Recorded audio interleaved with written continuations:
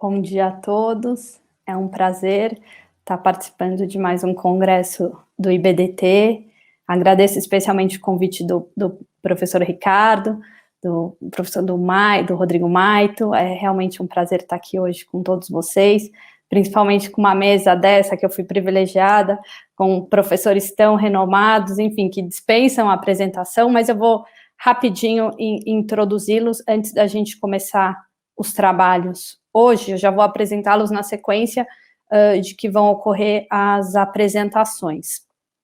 O tema de hoje dessa mesa são tributos vinculados, o desvirtuamento funcional, prevalência da inconstitucionalidade material sobre a inconstitucionalidade formal, por que o judiciário é incapaz de solucionar essa questão. Então, a gente vai ter um debate muito interessante, com muitos questionamentos com essa mesa. Então, vamos lá. Primeiro, professor Fernando Facuri Scaffi, professor titular de Direito Financeiro da Faculdade de Direito da USP, doutor e livre docente em Direito Econômico, Financeiro e Tributário, também pela USP, professor Marco Aurélio Greco, mestre e doutor em Direito pela PUC, ex-professor da Fundação Getúlio Vargas, de Direito GV e da GV Law, membro associado da European Association of Tax Law Professors, associado emérito do Instituto de Advogados de São Paulo. Professor Hugo de Brito II, professor da Faculdade de Direito da Universidade Federal do Ceará, professor do Centro Universitário Christus e membro do Instituto Cearense de Estudos Tributários e Visiting Research Scholar da Universidade de Viena. Professora Tatiane Pisitelli, professora da FGV Direito São Paulo, coordenadora do Núcleo de Direito Tributário do mestrado profissional da FGV, presidente da Comissão Especial de Direito Tributário da OAB e doutora e mestre em Direito pela USP. Então, é um prazer estar aqui com vocês. Vamos iniciar os trabalhos, começando pelo professor Fernando.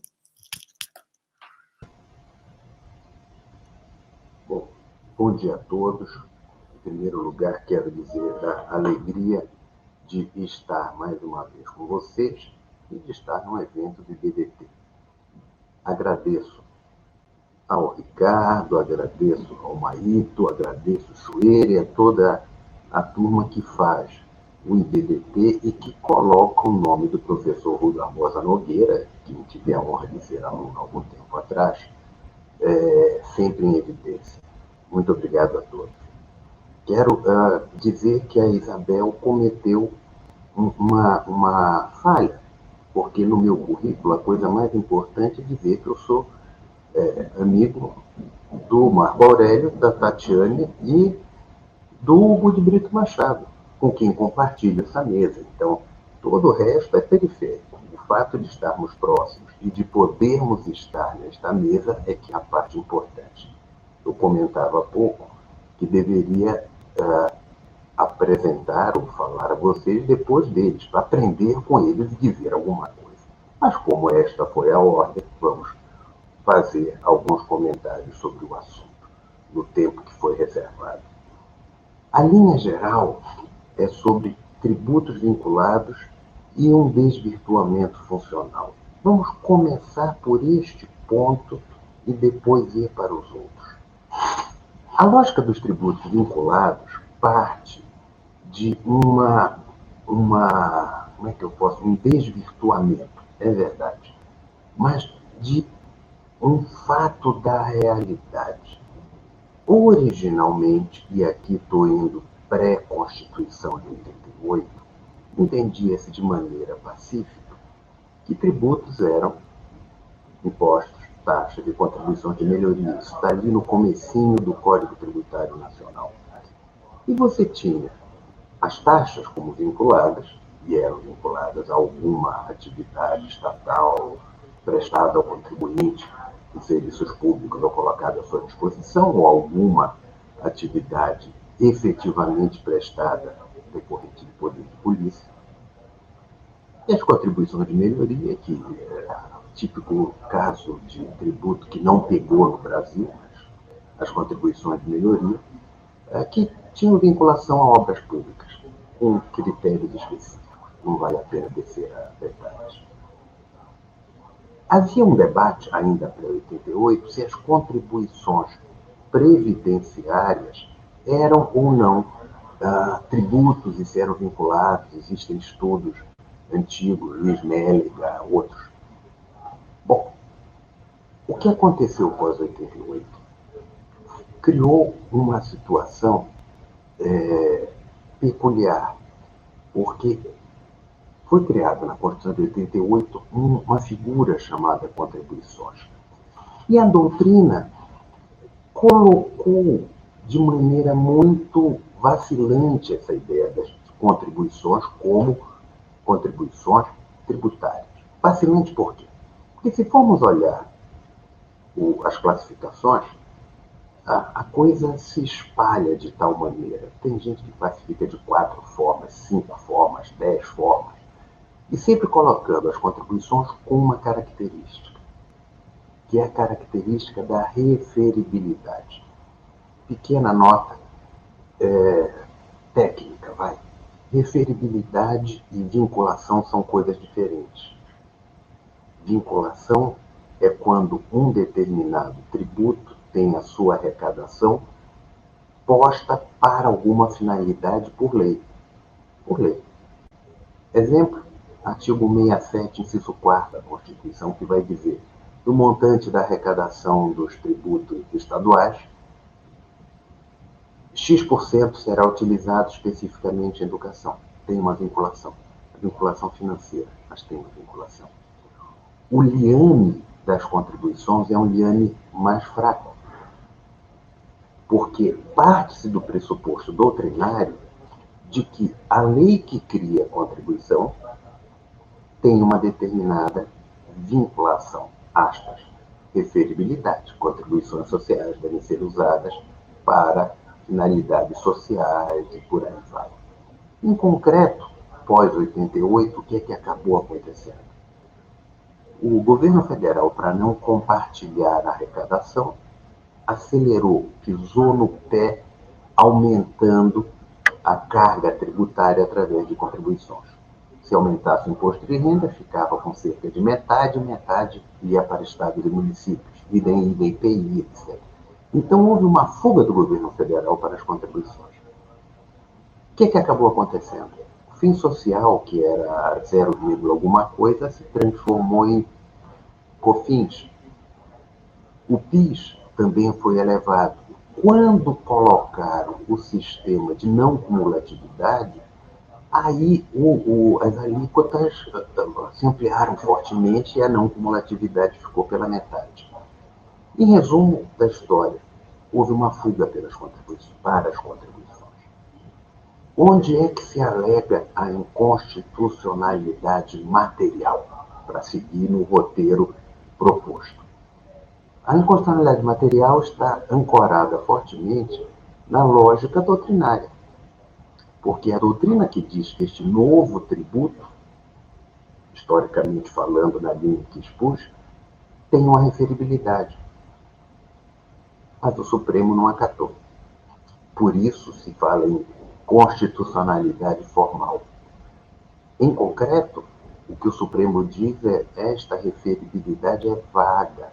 Então, PIS/COFINS tem que ser usado na finalidade social. Mas e se não for? Bom, se não for, não vai. Eles não declaram a inconstitucionalidade. Daí vem caso CID e caso FGTS. CID deveria ser usada para a intervenção do domínio econômico em várias áreas, CID petróleo, CID Ancine e várias outras.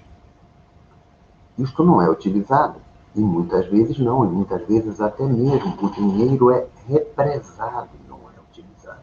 Quer um caso concreto? Contribuição de iluminação pública. Em um desses webinars que nós estivemos, que eu participei, alguém comentou que a Prefeitura de São Paulo tem R$500 bilhão de dinheiro represado para fins arrecadados de CIP e para usar nesta finalidade. Então, existe aquilo que se chama de empossamento, traduzindo como se fosse uma poça d'água. O dinheiro não circula nessa situação. Resumo da história: o que é que acaba acontecendo? Arrecada-se e não gasta na finalidade.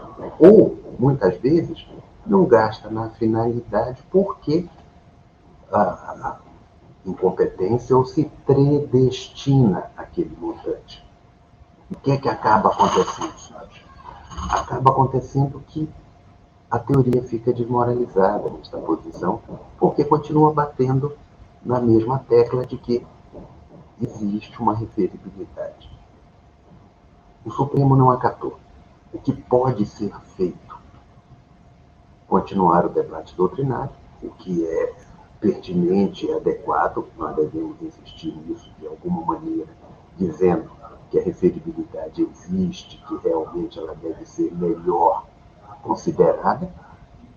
Por outro lado, num permanente debate sobre reformas tributárias, eu faria uma sugestão básica, acaba com as contribuições. Acaba, simplesmente acaba.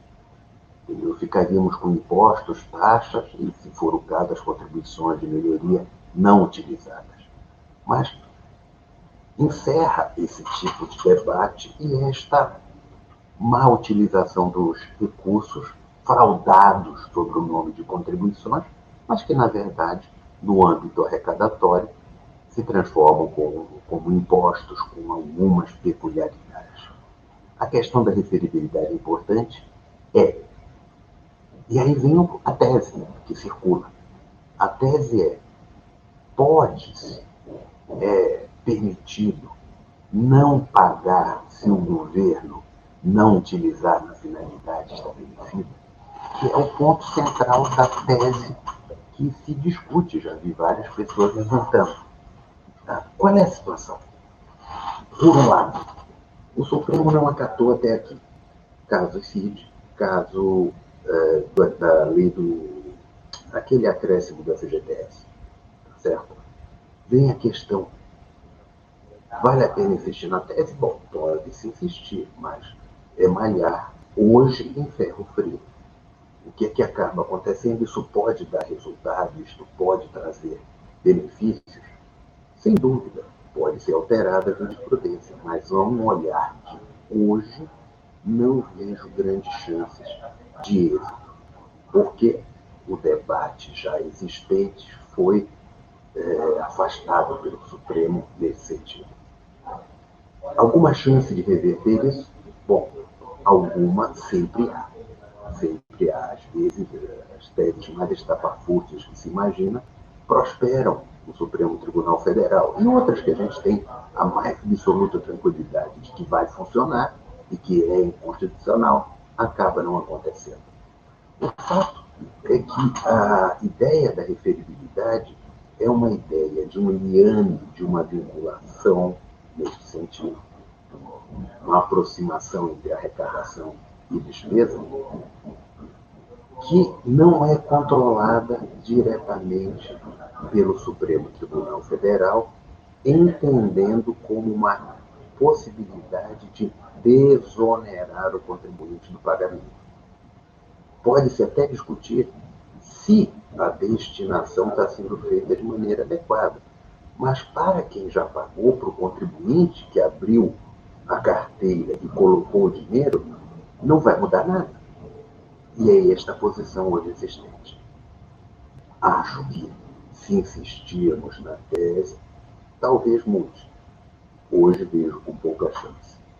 A hipótese de controle deste assunto dentro do Supremo Tribunal Federal sobre a destinação é muito mais provável, é muito mais concreta, me parece, do que uma desoneração do contribuinte do pagamento.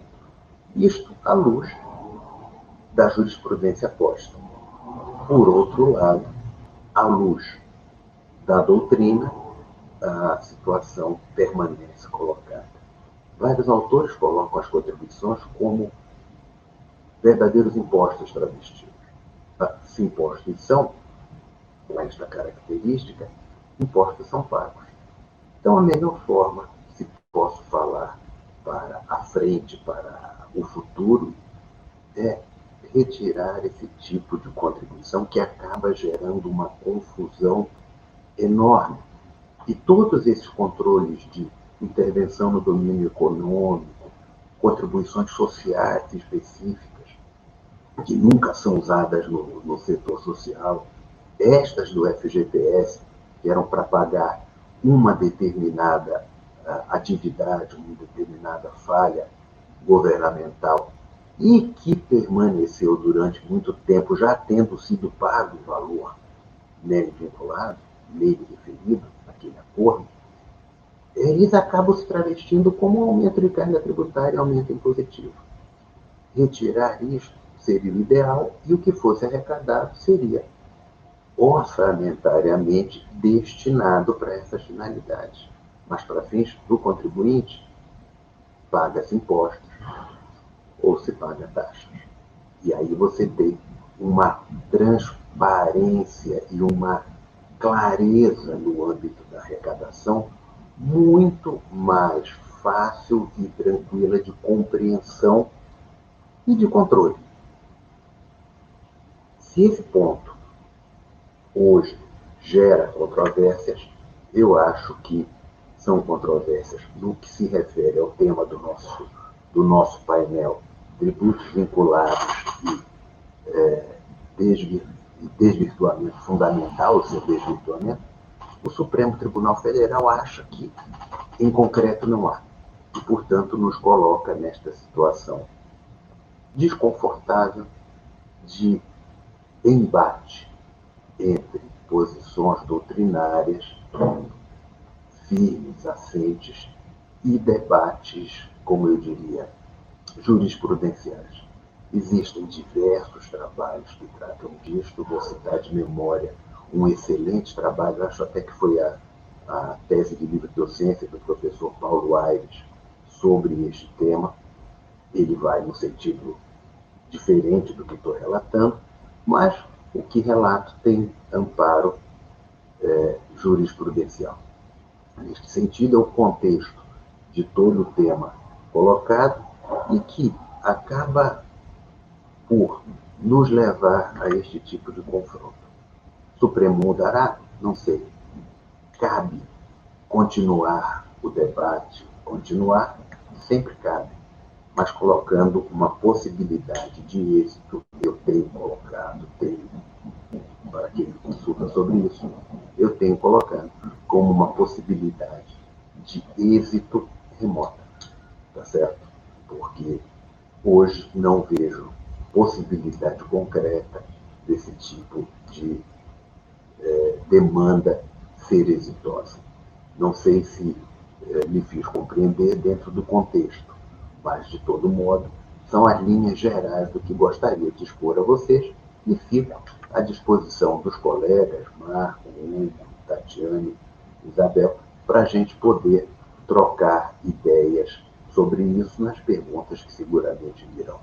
E, ouvindo os colegas, possivelmente venha a ter mais luz sobre o assunto, além destas que acabei de relatar a vocês. Muito obrigado. Professor Fernando, excelente palestra, excelente explicação, clareando, como sempre, os conceitos, o que é muito bom, considerando a confusão que a gente vê, muitas vezes se perde nos julgados, enfim. Agora, passo a palavra para o professor Marco Aurélio, um prazer tê-lo aqui. Bom dia a todos. Eu queria inicialmente saudar a doutora Isabel, meus prezados amigos doutor Fernando, doutor Hugo, doutora Tatiane, agradecer o convite dos meus amigos doutor Ricardo Mariz, doutor Rodrigo Maito, dizer que para mim é sempre um prazer participar dos eventos e das atividades do IBDT. Bom, quero parabenizar meu amigo Scaf pela sua colocação, no sentido de dar o panorama que nós estamos vivendo hoje, tá? E fazendo um resgate histórico de eventos relevantes para o debate que nós temos pela frente. Bom, da minha parte, eu sou muito disciplinado. Os organizadores apresentaram duas perguntas, e eu vou tentar respondê-las. Quais foram as perguntas? há uma prevalência da inconstitucionalidade material sobre a constitucionalidade formal? E a outra pergunta é por que o judiciário é incapaz de solucionar essa questão? Eu vou tentar responder diretamente as perguntas. Tá? Primeiro, mas me apoia em 3 pontos. O primeiro ponto é o seguinte, que é preciso a gente ter muito bem nítido na mente. Uma pessoa só soluciona uma questão se ele admite que existe um problema a ser solucionado. Quer dizer, ele só soluciona uma questão se ele enxergar aquilo como um problema. Primeiro ponto. Segundo ponto, a primeira pergunta fala em inconstitucionalidade material. Quem disse que existe uma inconstitucionalidade material? Vamos para essa pergunta. Porque dizer efetivamente se existe uma inconstitucionalidade é só o judiciário que pode dizer. Doutrina não declara inconstitucionalidade. Ela apresenta a sua interpretação do ordenamento, aponta questões que julga relevantes, critica, apresenta alternativas, sugere, etc., mas ela não declara inconstitucionalidade. Tá? E isso está na base de um outro debate, tá? Que é o da segurança jurídica. E aqui eu quero lembrar um ponto relevante, que não é central ao nosso debate, mas é relevante em relação a ele, é que fala-se muito de segurança jurídica, mas pouco se fala do que é que causa a insegurança jurídica. O que causa a insegurança jurídica é a frustração de uma expectativa. Portanto, é fundamental determinar como se cria uma expectativa. Ora, ponto de partida da expectativa jurídica é a presunção de constitucionalidade da lei. Né? Se essa expectativa por ser uma expectativa de presunção de constitucionalidade, quando o judiciário confirma a constitucionalidade, a meu ver, não pode haver surpresa. Eu posso discordar, mas surpresa eu não tenho. Tá?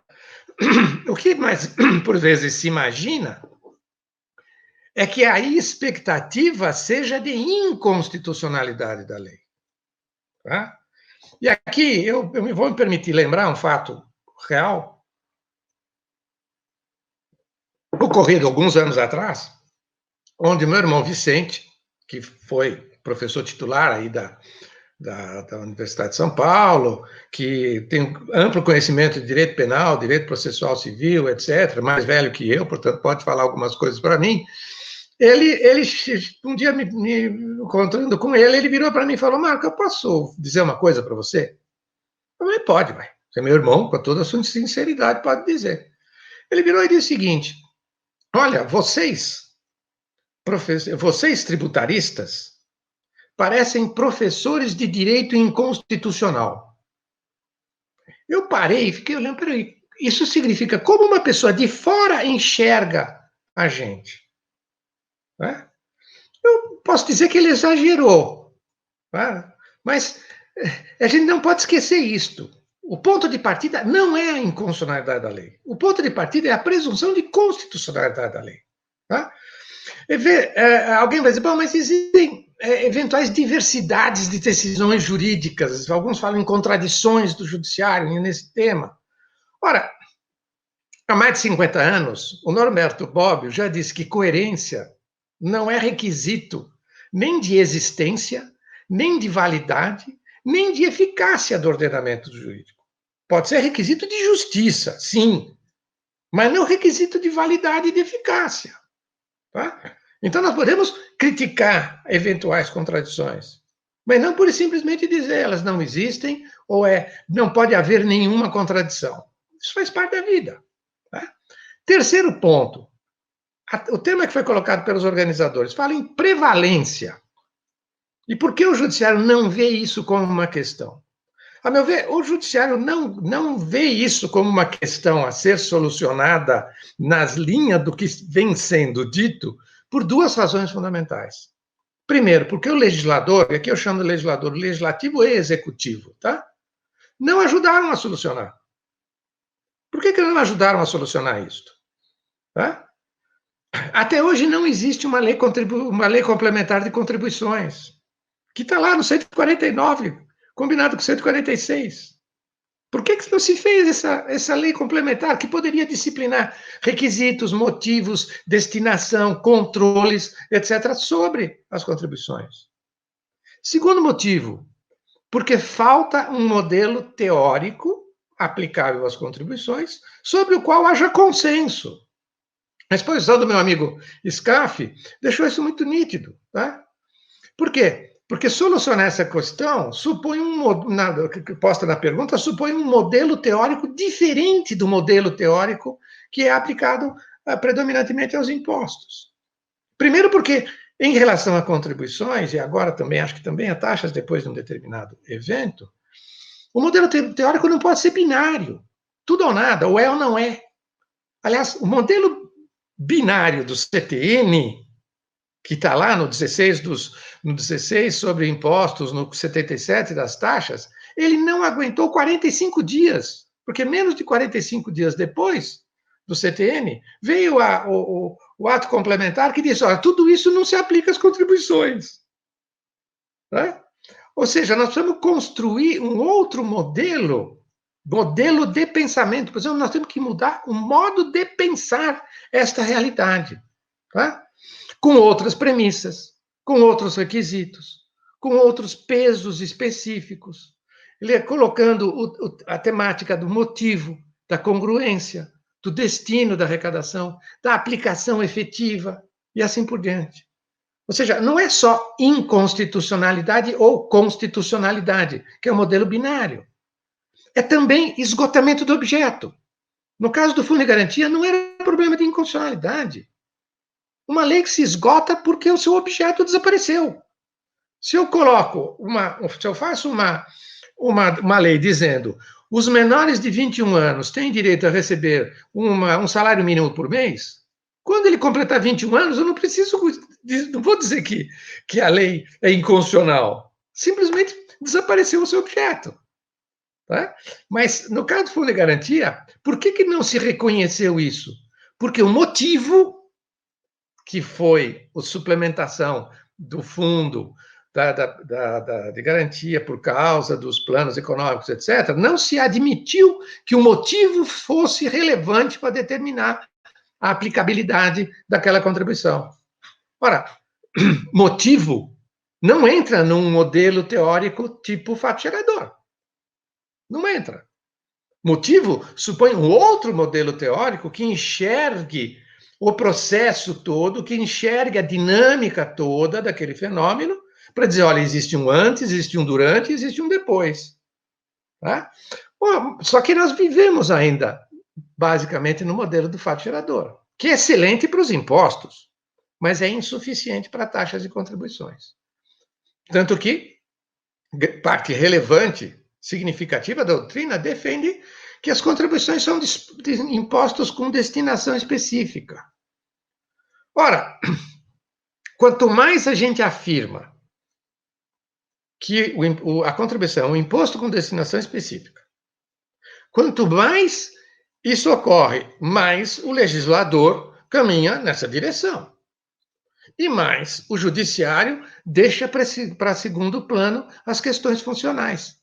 Motivo, finalidade, congruência, aplicação, consistência, assim por diante. Tá? Porque, para muitos, o imposto é típica expressão de império e não expressão de solidariedade social. Que as contribuições são uma expressão de solidariedade social. Tá? Então, eu diria, nós precisamos mudar o modelo. Nós precisamos não mudar, nós precisamos aceitar, criar um consenso sobre um modelo teórico funcional, eu chamo de funcional, podemos dar outro nome, isso não é relevante, para que explique, porque o modelo é que tem que explicar a legislação. E, ao mesmo tempo, nós precisamos dessa lei complementar, das contribuições que nós não temos. Agora, sendo muito sincero, essa lei complementar é do interesse do executivo? Eu diria, do executivo, eu acredito que não. Porque essa lei complementar só vai colocar balizas, critérios, parâmetros, etc. Mas isso é de interesse da sociedade civil, então nós temos que repercutir isso no legislativo. Ou seja, nós estamos num momento que precisamos de mudança de postura. Nós precisamos de mudança de modelo, tá? Precisamos de mudança de abordagem. E agora eu olho uma outra coisa. Eu estou sendo muito sintético porque eu quero aproveitar o máximo tempo que eu tenho, tá? Quando o judiciário suscita um tema que diz respeito à mudança de postura e mudança da abordagem da questão tributária, o que acontece?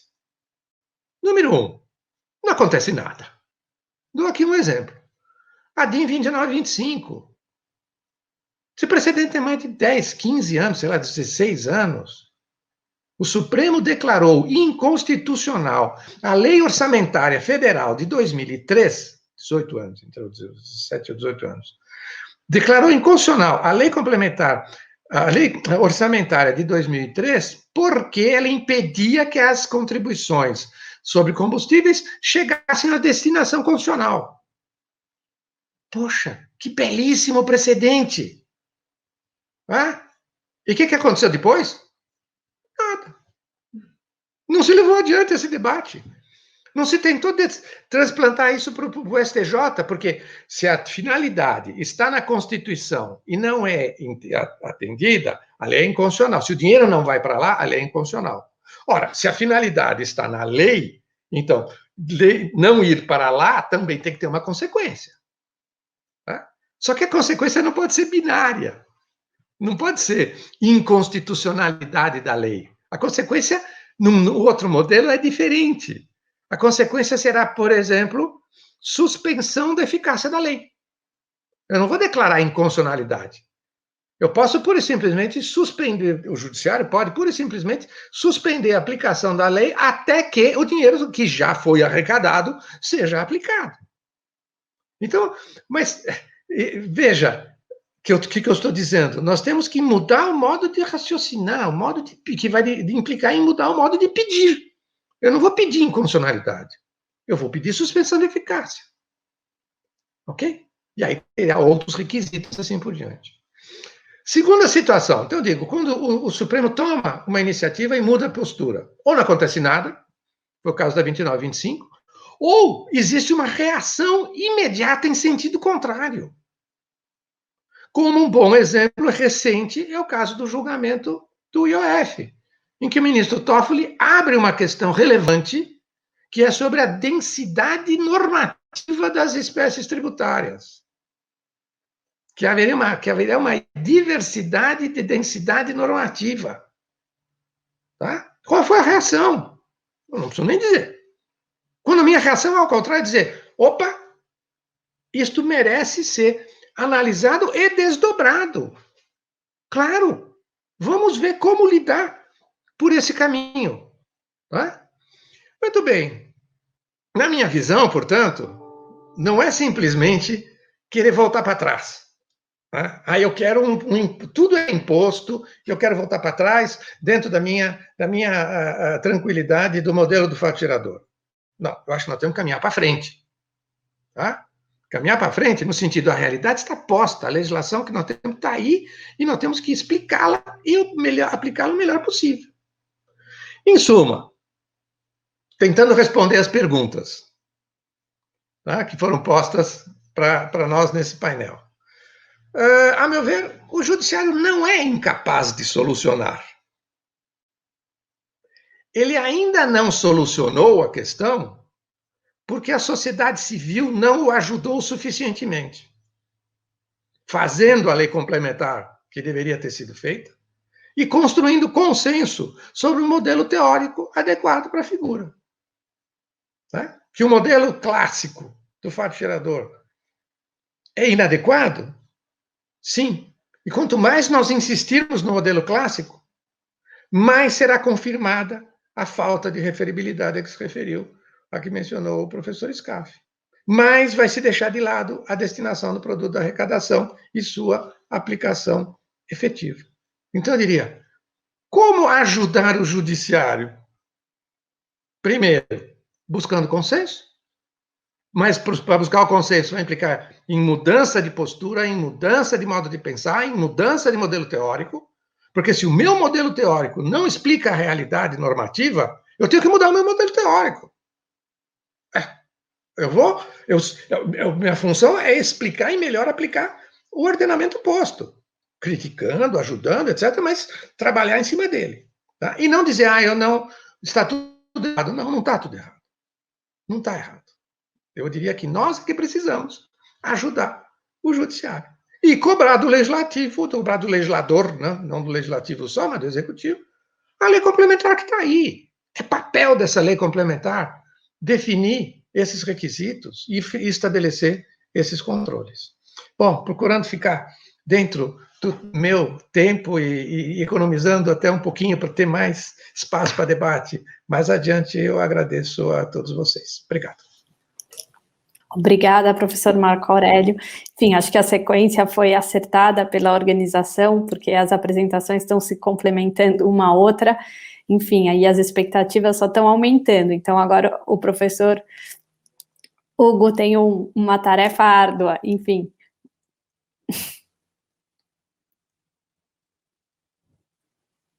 Bom dia a todos. Uma tarefa, eu diria, hercúlea e impossível.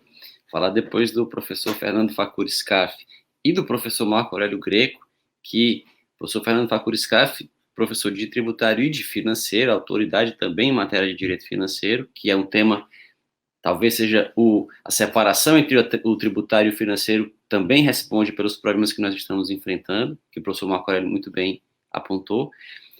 E o professor Marco Aurélio Greco, que é a maior referência em matéria de contribuições, em matéria do que nós estamos debatendo aqui. Então, eu nem teria mais nada o que dizer depois do que foi brilhantemente exposto pelos dois.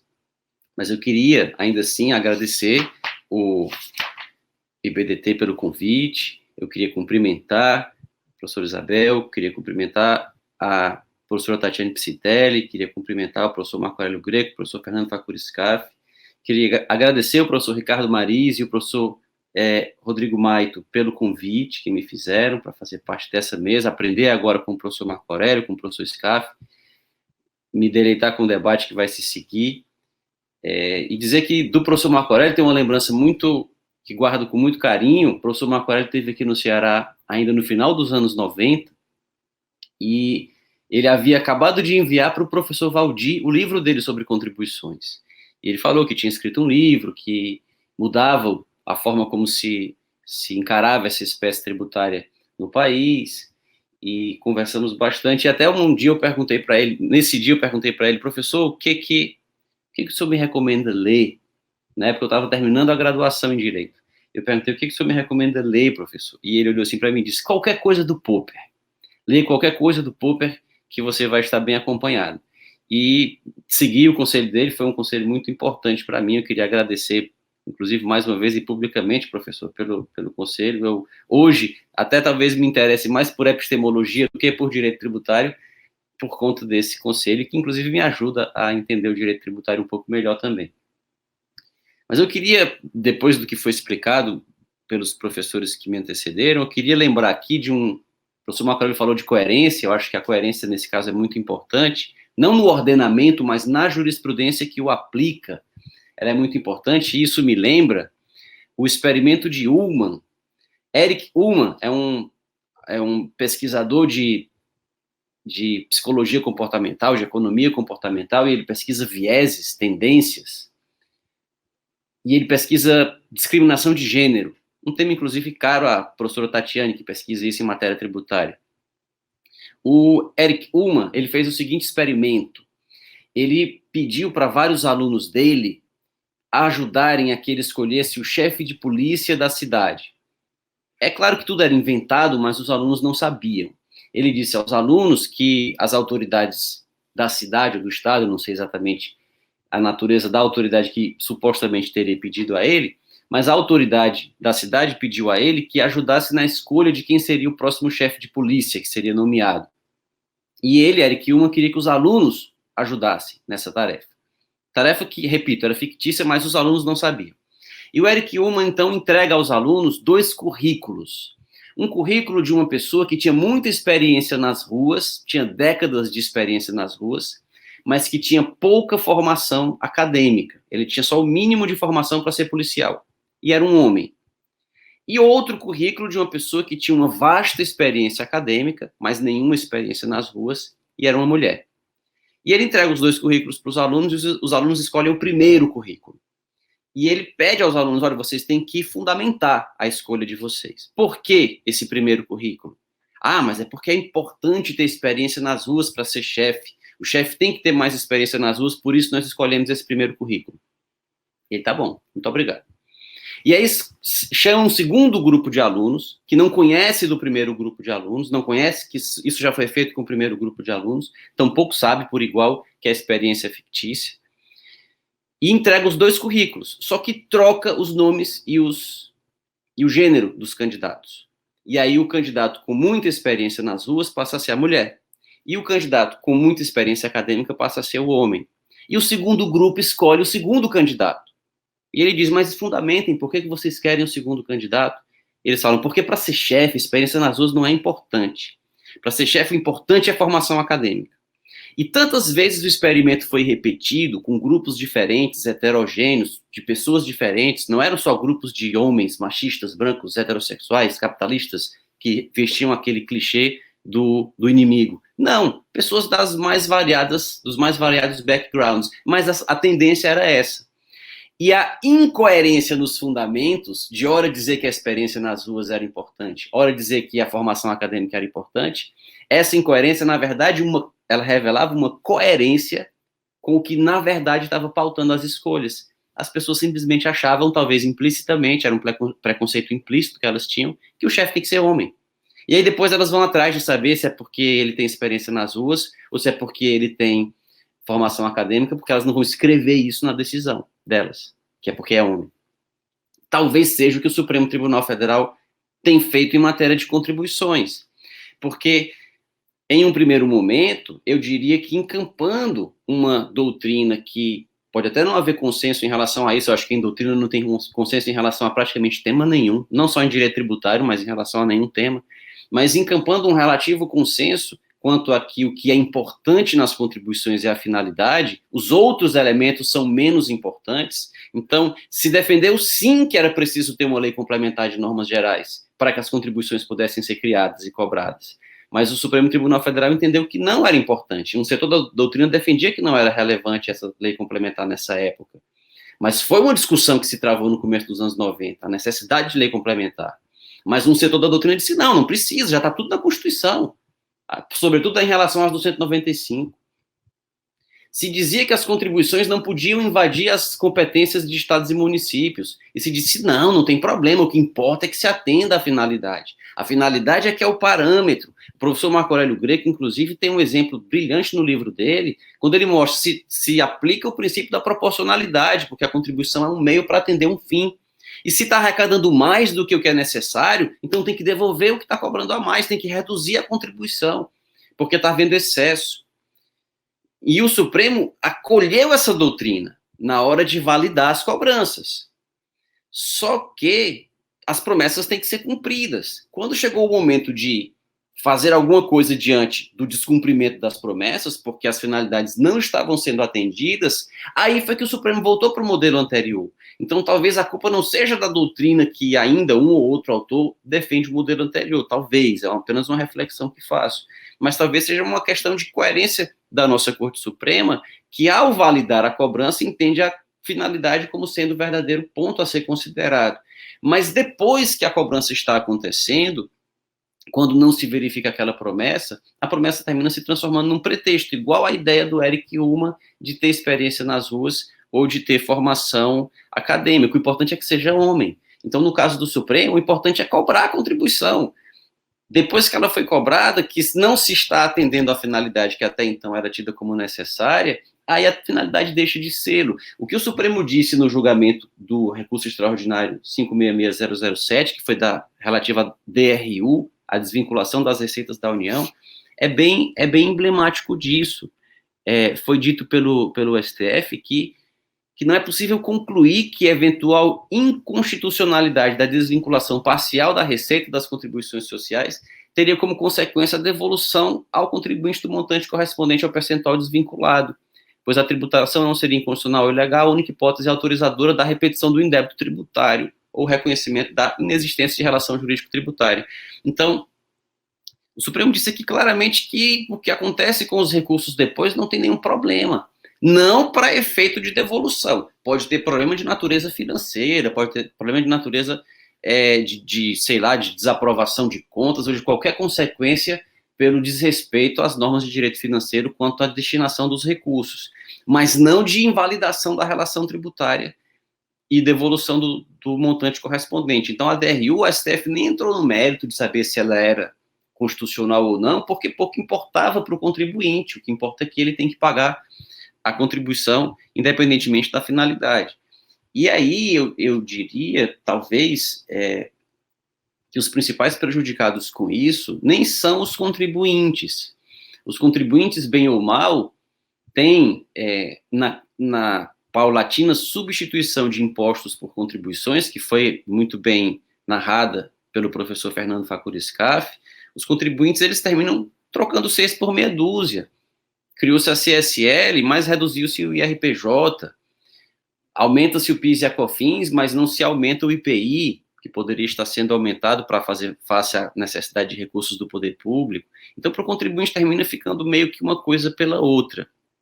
Os maiores prejudicados talvez sejam estados e municípios, porque no perfil inicialmente desenhado pela Constituição, se as contribuições de intervenção no domínio econômico realmente só servissem para aquelas finalidades que lhes fossem reservadas, se elas não pudessem ser, como foi citado, represadas para guardar recursos para outras coisas, ou no caso das contribuições sociais gerais, o que até parece, se a gente chama contribuição social, também de contribuição especial, como faz o professor Sacha Calmon, o professor Hamilton Dias de Souza, chama as contribuições especiais para diferenciar das contribuições de melhoria. Contribuição especial geral é até um oxímoro, é meio como um quadrado redondo, porque se é especial, como é que é geral? Mas geral porque atende finalidades gerais colocadas na Constituição.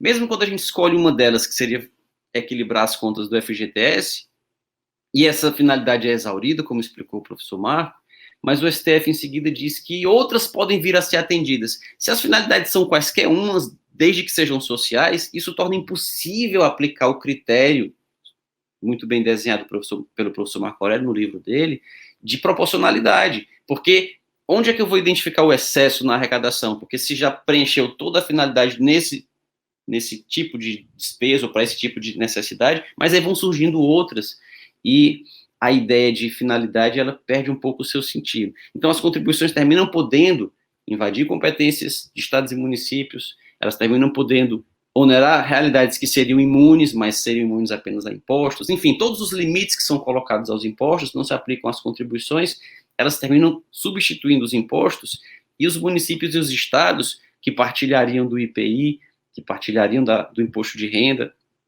que partilhariam de impostos residuais, no caso só os estados partilhariam dos impostos residuais, eles terminam não recebendo essas partilhas e as suas receitas terminam diminuindo, minguando. No caso dos estados, por exemplo, muitos não podem tributar com toda a intensidade como poderiam operações com combustíveis, operações com circulação de mercadorias, porque existem contribuições federais que oneram essas mesmas realidades. Então, há uma invasão de competências impositivas e esses produtos não são partilhados com eles. Então, para estados e municípios é que talvez tenha havido maior prejuízo.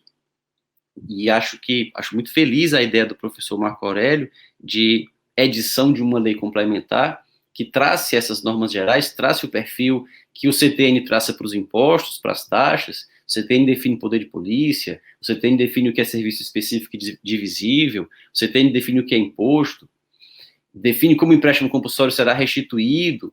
Então, a mesma coisa poderia ser feita em relação às contribuições, traçar essas balizas. Talvez se o Supremo Tribunal Federal tivesse decidido que a lei complementar era um pressuposto necessário para a cobrança dessa figura, como ele fez, por exemplo, em relação ao ICMS sobre a navegação aérea, não dá para cobrar por falta de parâmetro, não dá para evitar conflitos em relação ao ICMS, no caso de navegação aérea, em relação ao adicional estadual do imposto de renda. Os estados não puderam cobrar o adicional estadual do imposto de renda por falta de lei complementar, não puderam cobrar o ICMS sobre navegação aérea, pelo menos transporte aéreo de passageiros, por falta de lei complementar.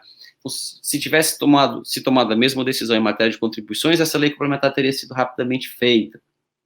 Agora, talvez, se dependa mais da sociedade civil por conta disso. Mas eu estou muitíssimo curioso e ansioso para ouvir a professora Tatiane, que certamente trará reflexões muito ricas aqui para o nosso debate, e ouvir também o professor Scaff e o professor Marco, que certamente falarão novamente. Então, eu encerro por aqui, mais uma vez agradecendo o convite, parabenizando o professor Marco e o professor Scaff pelas exposições excepcionais. Muitíssimo obrigado. Obrigada, professor Hugo. De novo, o nível só vai elevando, então está ficando cada vez mais interessante a discussão. E comentando só brevemente, a coerência, enfim, que o professor Marco Aurélio colocou de não se exigir, isso não ser exigido do sistema, mas que o professor Hugo de Brito colocou aí com relação à jurisprudência, é um ponto que a gente vai voltar daqui a pouco. Agora eu queria chamar a professora Tatiane Pisitelli. Olá, bom dia a todos e a todas, bom dia, Isabel, muito obrigada pela apresentação, também cumprimento meus colegas de mesa, professor Scaff, professor Marco Aurélio, professor Hugo II, é um enorme prazer estar aqui nesta mesa com vocês, agradeço também ao IBDT pelo convite, é sempre muito bom participar desses congressos, porque são oportunidades de troca muito intensas, né, e eu acho que essa mesa é o reflexo disso, neste tema que é tão debatido já há tantos anos, né, como o professor Scaff mencionou, e o professor Marco Aurélio também tratou nessa linha do tema das contribuições, e a gente segue discutindo, né, então os debates, especialmente jurisprudenciais, são muito interessantes, e de fato, eu tendo a concordar com o professor Marco Aurélio, eles clamam por uma mudança de postura, não diria nem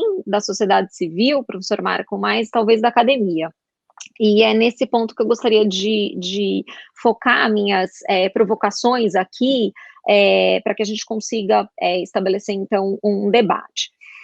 De uma perspectiva geral, eu acho que a grande discussão aqui, né, e o professor Hugo também deixou isso muito claro, é a destinação das contribuições, né, a destinação do produto da arrecadação das contribuições, e em que medida isso pode implicar algum tipo de inconstitucionalidade, ou em que medida isso é um assunto próprio do direito tributário, ou, dito de outra forma, até onde o direito tributário deve chegar.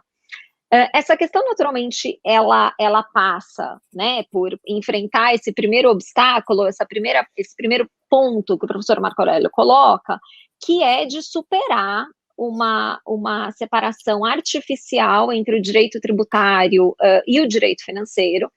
Separação artificial é essa que está claramente reverberada no artigo 3º do Código Tributário Nacional, que apresenta um conceito de tributo absolutamente alienado da finalidade central do tributo, que é o financiamento do Estado. E, para além dessa definição alienada, né, do artigo 3º, a gente ainda tem o artigo 4º do Código, que reforça, dizendo que a destinação não importa para a definição da natureza jurídica do tributo, e, portanto, enaltece a tese do fato gerador, né, e tese esta que, ainda que eu concorde que talvez ela não seja incorporada por maior parte da doutrina, a verdade é que ela reverbera no sentido de dizer que nós, tributaristas, não devemos nos ocupar da destinação dos tributos, porque isso contaminaria o direito tributário de alguma forma, né, bem na leitura do Becker, o direito tributário termina no DARF, é até aqui que a gente deve se ocupar dele. Agora, superada essa dificuldade, né, de distanciamento do direito tributário e do direito financeiro, que eu concordo inteiramente com o professor Marco Aurélio, acho que não tem mais lugar, a gente precisa realizar uma análise do exercício da tributação que seja mais ampla. É muito importante, né, e aqui vão as minhas provocações, que a gente realize, porque a gente avalie qual é o impacto que a figura das contribuições tem nas contas públicas, porque à luz desta avaliação, nós conseguiremos formular as perguntas que são importantes no que se refere a essa espécie tributária e aos debates que a gente tem no Supremo. Então, fica muito claro que quando a gente tem a criação de um tributo cujo produto da arrecadação é vinculado a uma finalidade específica, então tem um destino específico, diferente dos impostos, que, como regra, custeiam despesas gerais, isso dá mais segurança para a população, né, para o cidadão. E aí isso fica muito claro quando a gente vê a retórica em torno da criação de novas contribuições, né, ou de contribuições que já existiram, por exemplo, e o exemplo clássico aqui é a CPMF. Então, a gente precisa de uma contribuição para destinar mais recursos à saúde, esse é um fim nobre, quem será contra maior destino de recursos à saúde? Então, essa destinação específica dá mais segurança à população. Só que ela tem uma contrapartida importante no que se refere ao gasto público e às contas públicas de uma perspectiva geral, que é o fato de que ela, ao destinar necessariamente o produto da arrecadação a essa despesa específica, ela resulta num engessamento do orçamento público. Orçamento este nosso que já é muito engessado, né? Nós temos bem mais de 90%, ou perto disso, né? 90%, 95%, o professor Scaff vai saber dizer melhor do que eu, de despesas obrigatórias no nosso orçamento. Com a criação das contribuições, a gente tem um engessamento ainda maior, na medida em que em razão da Lei de Responsabilidade Fiscal, em razão do artigo 8º da Lei de Responsabilidade Fiscal, eu tenho o dever de destinar aquelas receitas àquelas finalidades específicas, né? Então, eu tenho o dever de cumprir com a lei na medida em que eu arrecado a contribuição.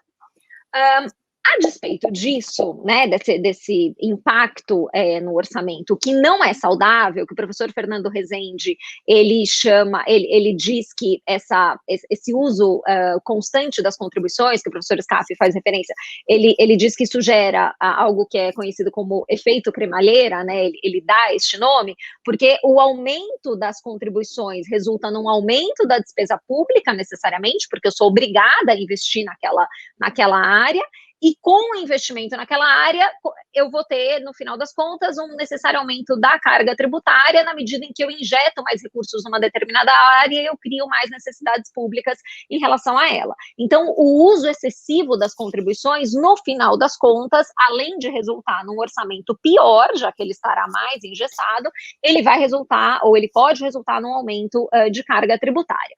A despeito de todos esses reveses, a verdade é que a União tem abusado dessas figuras, e este abuso, ele também vem junto com uma certa solução orçamentária, que é exatamente a desvinculação das receitas da União, né, que é aprovada lá em 94, né, então relativamente próxima à promulgação do texto de 88, e vem sendo sucessivamente prorrogada a desvinculação das receitas da União, e na última edição, inclusive, que foi logo no início do governo Temer, a gente teve uma majoração do percentual de desvinculado, se antes era 20%, agora passou para 30%. E aqui algumas perguntas podem ser realizadas, né, diante desse cenário. Em primeiro lugar, o Supremo já decidiu que a DRU, essa desvinculação, não resultaria em nenhum tipo de inconstitucionalidade, não implica uma alteração da espécie tributária a contribuições, porque, como o professor Hugo muito bem mencionou, isso não gera nenhum direito de restituição para os contribuintes, não há nenhum impacto da perspectiva dos contribuintes. Então, o Supremo um pouco que reverbera esta ideia, ainda que ele reconheça, porque ainda que a gente fale de 4, 5 ou 3 espécies tributárias, no final das contas, na prática, né, o que o Supremo está dizendo é: a destinação não importa para fins tributários.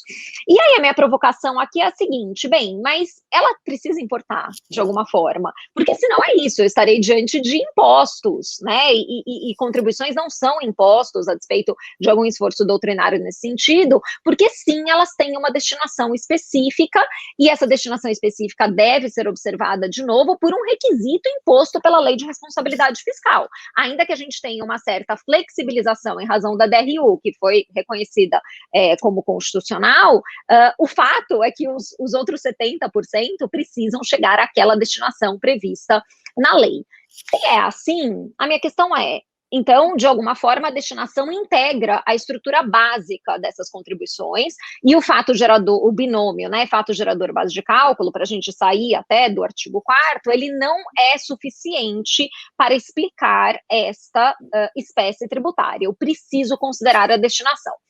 Bom, mas se eu preciso considerar a destinação, então eu também preciso responder até onde vai o direito tributário nessa destinação. E para mim essa é a pergunta central, e talvez essa seja a minha provocação central para os senhores. Porque é o seguinte, ainda que eu diga a destinação importa, né, e o caso que o professor Marco Aurélio trouxe da CID Combustíveis, né, daquela lei de diretrizes orçamentárias, que desvinculou um percentual da arrecadação da CID Combustíveis, né, e aí, dito muito rapidamente, para quem não conhece o caso, esse exemplo foi muito feliz, porque essa lei de diretrizes orçamentárias, o que ela faz, né, a LDO, como eu imagino que todos, né, que estão nos assistindo saibam, ela contém um anexo de metas fiscais, em que ela vai prever a estimativa da arrecadação tributária, estimativa de receita, despesa e tudo mais. Então, nessa estimativa de receita, nós temos lá uma previsão, uma expectativa de arrecadação. O que ela faz? Ela diz assim, olha, essa de 2003, que o professor Marco Aurélio fez referência, ela diz assim, olha, se houver excesso de arrecadação da CID Combustíveis, né, neste próximo exercício, eu vou pegar 10% desse excesso de arrecadação e eu vou aplicar onde eu quiser. Eu não preciso observar o artigo 177, parágrafo 4º da Constituição. Exatamente essa LDO foi questionada no Supremo, e o Supremo, nessa ADIM, na 2925, ele diz, não pode. Não pode porque você está deixando de observar uma destinação constitucional que não pode ser afastada nem pelo excesso de arrecadação.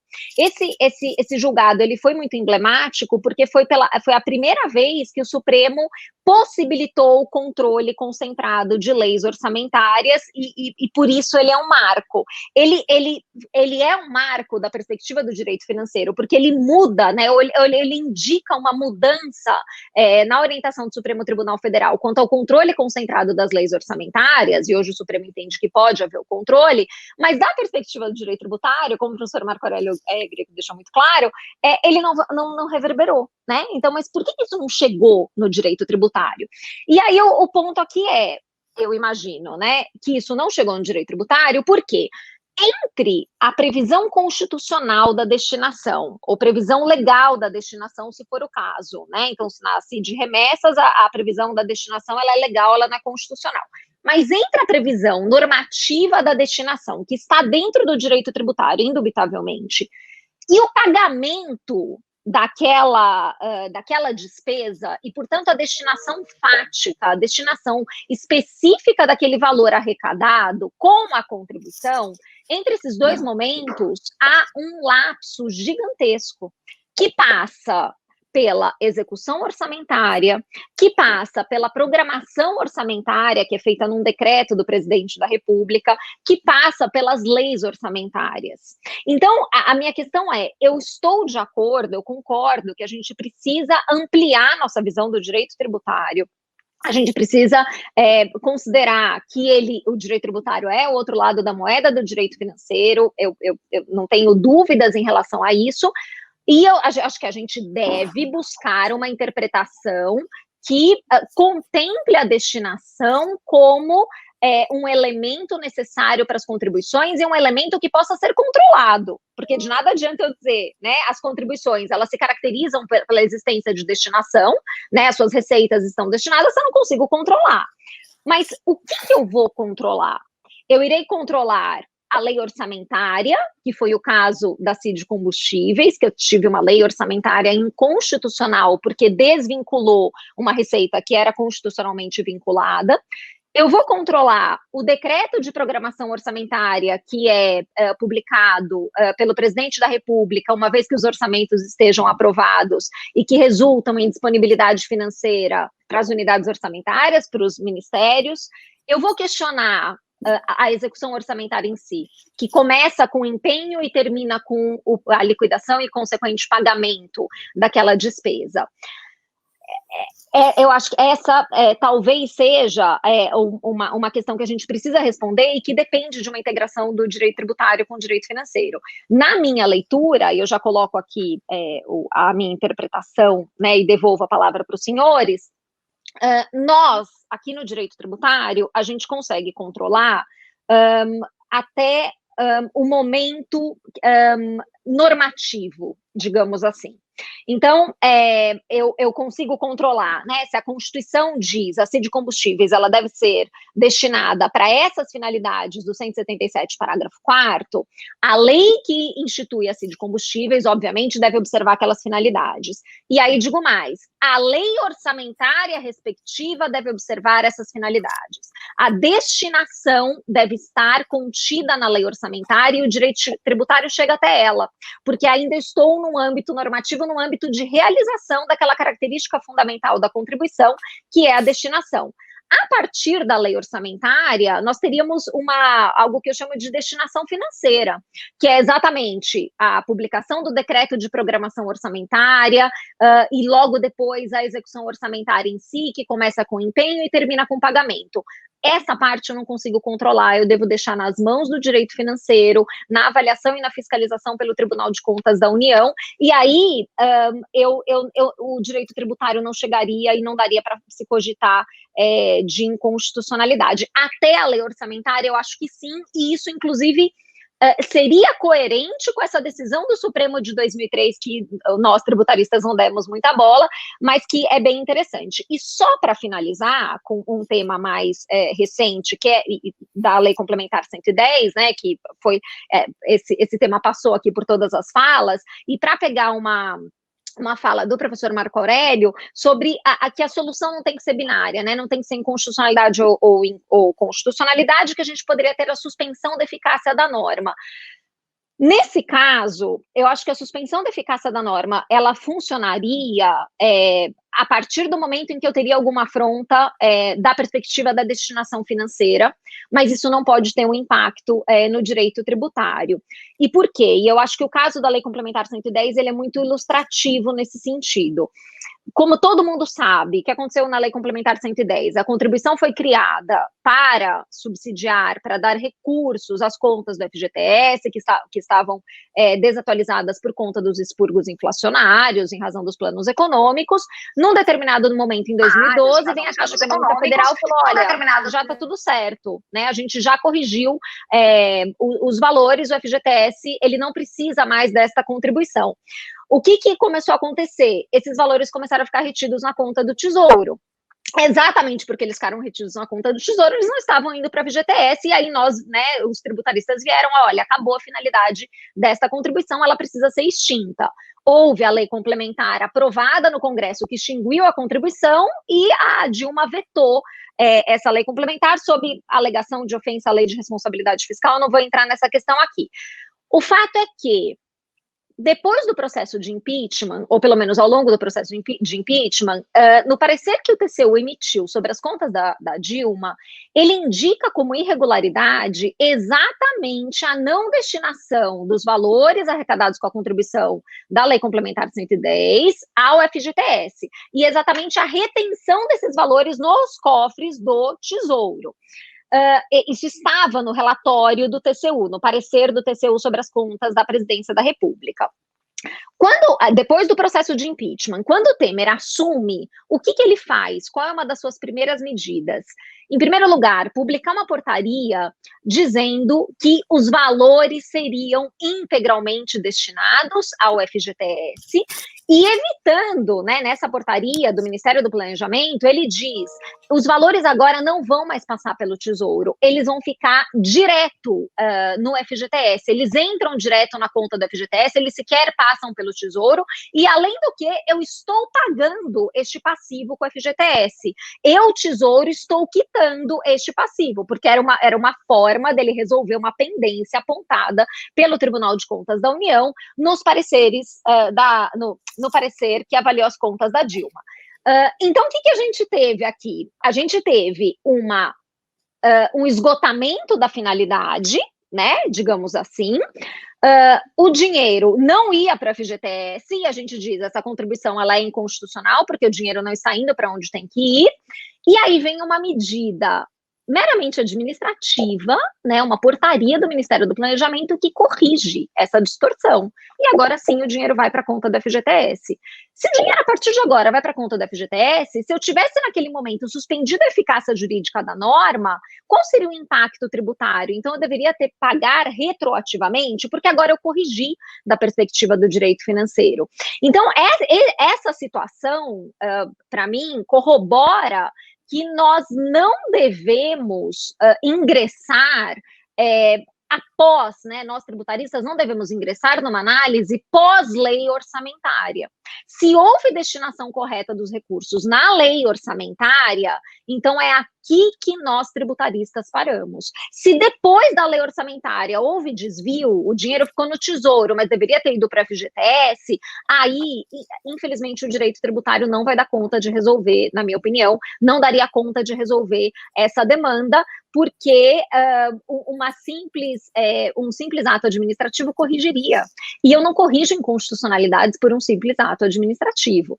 Então, me parece que a solução seria nós ficarmos no nível normativo, eu diria, né? Então, olhar para a destinação normativa e não entrar exatamente nos meandros do direito financeiro que podem ser corrigidos administrativamente, assim como foi. Um outro debate é saber se faz sentido uma contribuição cuja finalidade pode ser qualquer coisa, né, que foi basicamente o que o Supremo falou, indo para a ordem social, indo para a FGTS, tá tudo bem. Aí sim é um debate jurídico, mas que não tem nenhuma relação com a destinação específica desses recursos que foram arrecadados. Então, essas são as questões que eu gostaria de colocar, eu não sei se eu até extrapolei o tempo, eu agradeço muitíssimo pelo convite, fico também aqui à disposição para os debates. Obrigada.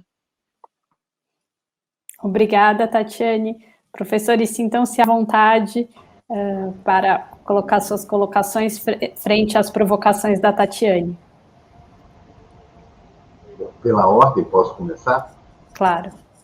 Então, em primeiro lugar, agradeço as observações feitas, não apenas pela professora Tatiane, mas também pelos professores Hugo e Marco Aurélio ao longo das suas exposições. Eu vou pegar 3 ou 4 pontos de maneira bastante rápida para cumprir o tempo, para poder tentar dar um norte na conversa. Primeiro, a ADI 2925. Não sei se vocês sabem quem foi que fez a sustentação oral da ADI em referência 2925, mas se eu não estou enganado, foi o professor Marco Aurélio que está aqui com a gente. Entendeu? E, aliás, não foi, você fez um memorial. Eu dei o parecer. Sim. Eu dei o parecer. Foi elogiado pelo seu xará, ministro Marco Aurélio, está no acordo. Então, este ponto é muito importante. Este aspecto, Tatiane, nos coloca na seguinte situação. O que foi tratado naquele acordo era dizer o seguinte: o saldo existente não pode ser dissipado ao final do ano. Ele tem que ser mantido para os anos seguintes para ser utilizado na finalidade específica, e era um caso de CID transporte ou CID combustíveis, se eu não estou enganado. Mas era esse o ponto. Isso é relevante e nos leva para um outro aspecto,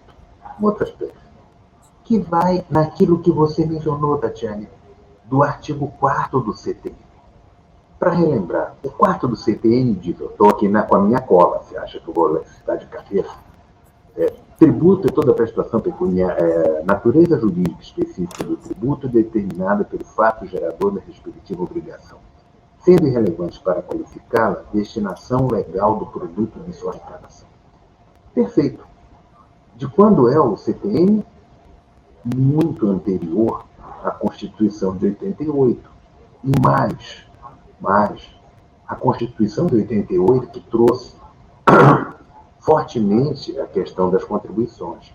Então, se colocarmos uma linha do tempo, nós temos uma norma que vai dizer, ela tem lógica para impostos, ela tem lógica para taxas, eventualmente, para contribuições de melhoria nos seus limites, mas não tem lógica para aquilo pós-88 fortemente ancorado nas contribuições. Como o Marco Aurélio bem pontuou, é outra coisa, surge pelo meio, tem uma lógica de solidariedade. E aqui é necessário se olhar a destinação. Mas eu temo que a doutrina não tenha se dado conta desse aspecto e, de certa maneira, não informou isto ao Supremo Tribunal Federal. Continuou de maneira formalista, lendo o artigo 4º do CTN, limitando, como você bem lembrou, no Alfredo Augusto Becker, dizendo que o direito tributário vai até o DARF. Depois do DARF não é mais tributário.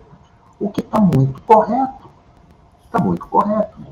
Só que as contribuições quebram esta lógica. E quebram de duas maneiras. Uma, pela DRU, pela desvinculação das receitas da União, que é um aspecto. Mas quebram por outra, mais ampla, que é a predestinação. Porque você vai dizer, a DRU desvincula, eles vão usar em outras coisas. Ok, de acordo.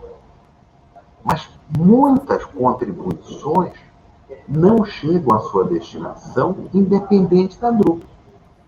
O que é um outro perfil colocado. Portanto, nós temos predestinações mais amplas do que aquelas que tão somente foram desvinculadas pela DRU. Ou seja, o problema é muito maior do que se imagina no âmbito das contribuições. Não tenho a menor dúvida. Portanto, a análise para vincular direito tributário por um lado e direito financeiro por outro, claro que eles têm pontos de contato e áreas próprias, não tem dúvida. As contribuições apontam para esse lado de contato que passa de um para outro. Agora, é necessário ter, mais uma vez, de acordo com Marco Aurélio, norma para regular isso. Só análise doutrinária não vai nos levar lá. Esse estudo estrutural do tributo para as contribuições precisa ser revisitado e tem uma carência normativa aqui para vincular tal como a doutrina estabelece. Então, em rapidíssimas pinceladas, o que vale a pena ver é direito tributário tem seu âmbito de estudo, de acordo. Direito financeiro, âmbito de estudo, também de acordo. Eles se complementam, de acordo.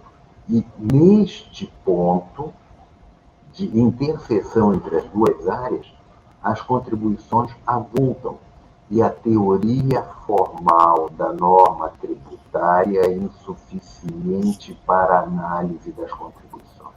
É insuficiente.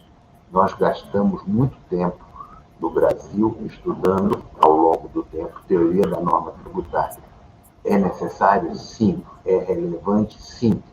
Mas não é suficiente para compreender todo o fenômeno. Então, tem sua abrangência, inegavelmente, mas é suficiente. A gente precisa ultrapassar isto e criar bases doutrinárias para dar suporte crítico ao Supremo Tribunal Federal, aos outros tribunais, para enfrentar esse tipo de problema. Então, em rapidíssimas palavras, era o que eu gostaria de comentar, tentando responder algumas das provocações colocadas. Obrigado. Obrigada, professor Fernando. Acho que todos os painéis, enfim, com as provocações da Tatiane, estão se combinando e mostrando um desenho completo da situação que a gente tem hoje, o que é de grande aprendizado para todos. Eu passo agora para uma complementação, a palavra para o professor Marco Aurélio. Bom, de minha parte, eu queria fazer 2 comentários. Um ao que o meu amigo Dr. Hugo II disse, e outro que a professora Tatiane colocou como provocação, em que, em grande medida, o professor Scaff já enfrentou. Quanto ao Hugo, eu fico feliz, mais uma vez, obrigado por você ter dito lá da sugestão que eu te dei do Popper, e acho que, se me permite, eu sugeriria um outro, né? Que é um livro do Dan Ariely, chama-se Previsivelmente Irracional. Minha internet está meio instável aqui. Bom, o livro é do Dan Ariely, Previsivelmente Irracional. E ele tem uma série de testes que ele faz, experiências que ele faz com os alunos dele, não que o professor deve usar os alunos como experiência, mas que ele faz com os alunos dele, e no final das contas ele mostra que as pessoas raciocinam por analogia.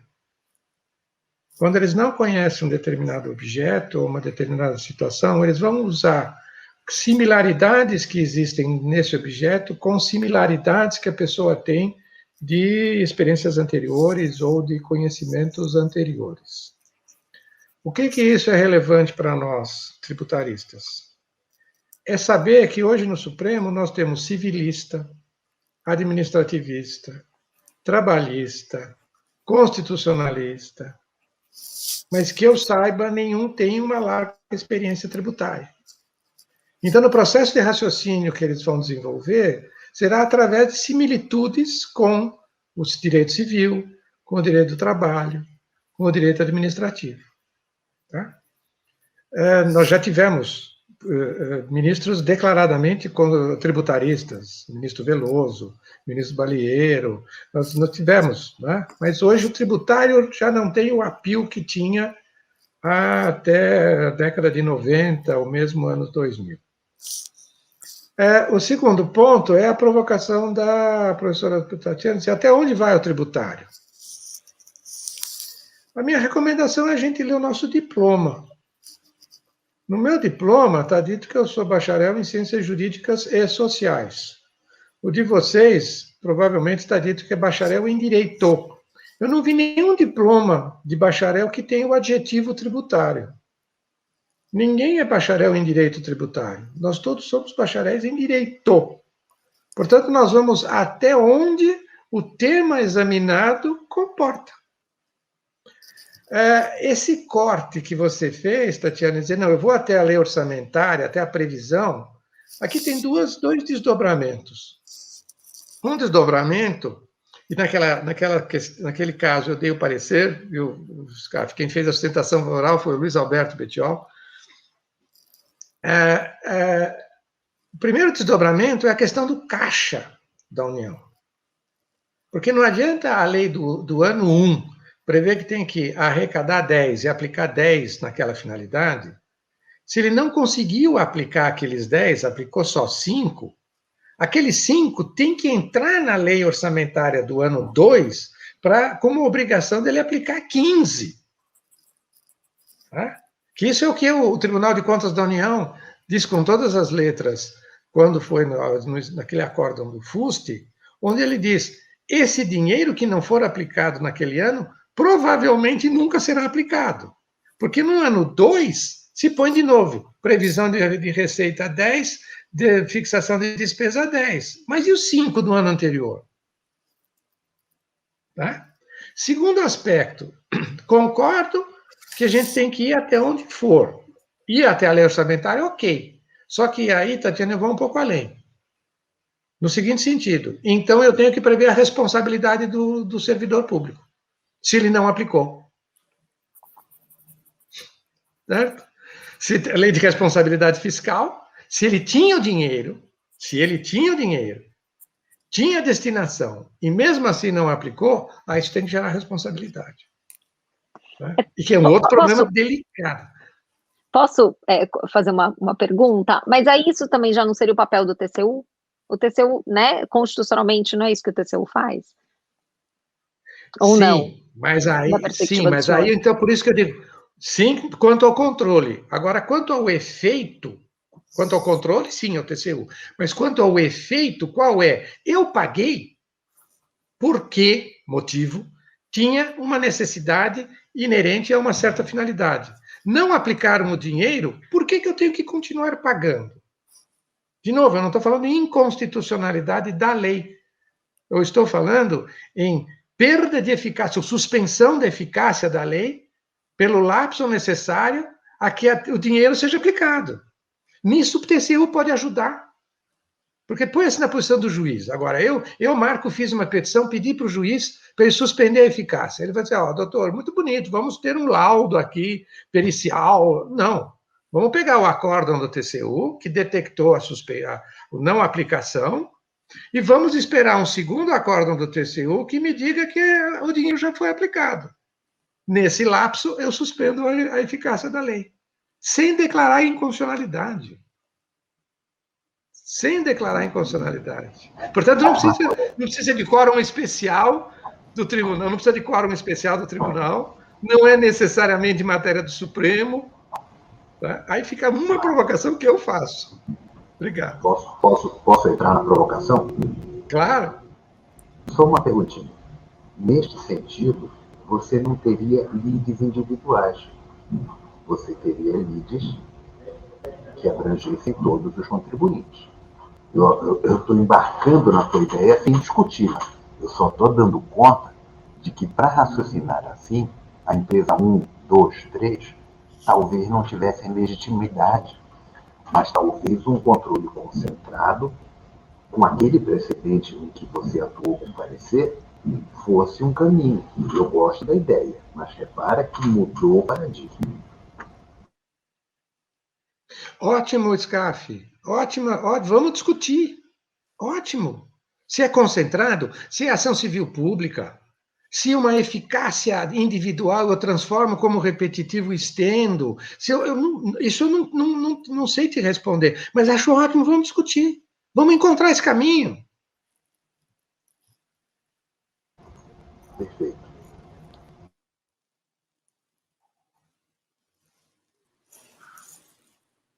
Professor Hugo.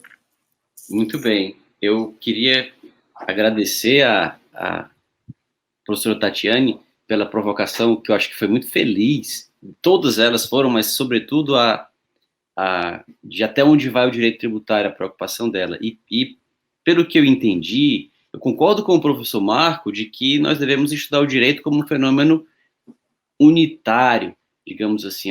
A realidade ela não tem divisões, as divisões nós fazemos nela para melhor entendê-la. Então, não tem divisão entre o tributário e o financeiro, nós devemos estudá-lo todo. Mas o que eu acho que ela quis dizer, não foi isso, ela não quis dizer que deva haver a divisão. O que eu acho que ela quis dizer é a partir de que ponto o desvio invalida a cobrança. Acho que foi isso que ela quis dizer com o tributário.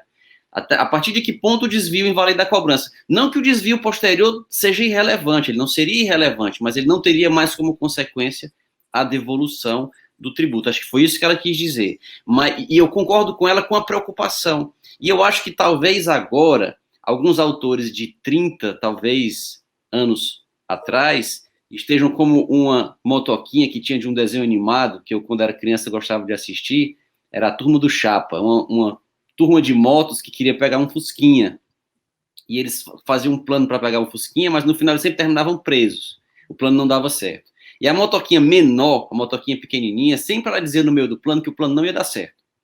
E os chefões nem ouviam a motoquinha pequenininha. Mas no final, quando elas terminavam presas, a motoquinha ficava, eu te disse, eu te disse, eu te disse. E as motos maiores ficavam, eu sei, e já presas, revoltadas, ainda ouvindo a pequenininha dizer, eu te disse. Mas lá atrás, autores defenderam a tese da parafiscalidade obrigatória. As contribuições, elas deveriam, sobretudo no caso das de seguridade, ser arrecadadas por um órgão separado, que teria um orçamento separado. Isso resolveria todo esse problema. Mas se disse, não tem problema nenhum, a União arrecada e depois ela aplica na despesa necessária e um eventual desvio na aplicação não contamina a cobrança. O Supremo já disse isso no acordo da CSLL. porque os contribuintes defendiam que a CSLL tinha que ser arrecadada pelo INSS, que na época tinha a capacidade tributária ativa em relação às contribuições. Então, os contribuintes falaram assim, tem que ser arrecadado pelo INSS, senão como é que a gente vai saber se há desvio ou não? Vai ser quase impossível, o que foi o que a realidade mostrou. A gente está debatendo aqui essa quase impossibilidade de descobrir se há desvio ou não. E se o desvio aconteceu em 2012, ele contamina a contribuição cobrada em 2012, e se um fiscal lança em 2013 uma contribuição que era para ter sido paga em 2012 não foi, ela vai ser contaminada por aquele desvio, mas em 2013 eu não sei mais se estão desviando. São tantas as complicações que talvez a tese da parafiscalidade obrigatória resolvesse todas elas. E em relação ao livro, professor Marco, eu já anotei aqui, eu confesso que eu estou encantado com o tema das analogias. O autor que eu tenho lido no momento é o Douglas Hofstadter. Ele diz que a analogia é o fogo e o combustível do pensamento. Ele foi orientador da Melanie Mitchell, que escreve sobre inteligência artificial, e ela fala que é o que falta às máquinas. As máquinas não conseguem fazer essas analogias que nós, porque temos senso comum, conseguimos. Mas eu já anotei aqui o Dan Ariely e lerei com muita atenção. Talvez sejam essas analogias com o direito civil no Supremo, ou com o direito administrativo, ou com o penal, com o processo penal, talvez sejam elas que estejam também, em parte, aqui atrapalhando. Mas eu tenho só essa consideração adicional a fazer. Muito obrigado. Obrigada, professor Hugo. Professora Tatiane, gostaria de fazer alguma outra colocação? Só, muito rapidamente, é isso, né? Acho que a provocação até onde vai o direito tributário é saber em que medida os institutos tributários são adequados para resolver um problema jurídico. Infelizmente, por mais que a gente goste de direito tributário, ele não serve para tudo, né?